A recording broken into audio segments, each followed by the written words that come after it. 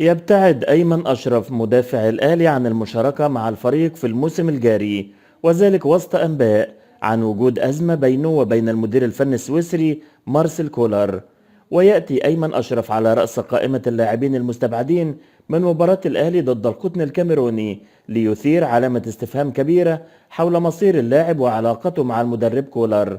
وذكرت صحيفة الوطن المصرية نقلا عن مصدر داخل النادي الأهلي أن أيمن أشرف كان يعاني من إصابة في الركبة منذ بداية الموسم الجاري، ما تسبب في ابتعاده عن المشاركة مع الفريق. وأشار المصدر ذاته إلى أن أيمن أشرف أبدى غضبه من تجاهل كولر له بعد تعافيه من الإصابة وخروجه من قوائم المباريات، مما جعله يعترض على قرارات المدير الفني.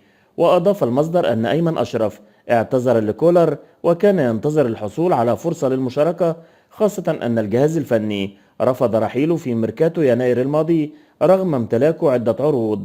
من جهة ثانية، يستعد الأهلي لملاقاة القطن الكاميروني على استاد السلام في تمام السادسة مساء اليوم في المباراة المؤجلة بينهما من منافسات الجولة الأولى لدور المجموعات لدوري أبطال أفريقيا.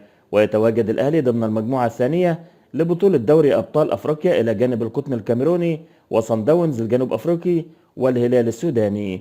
تمنياتنا للنادي الأهلي بالفوز بإذن الله.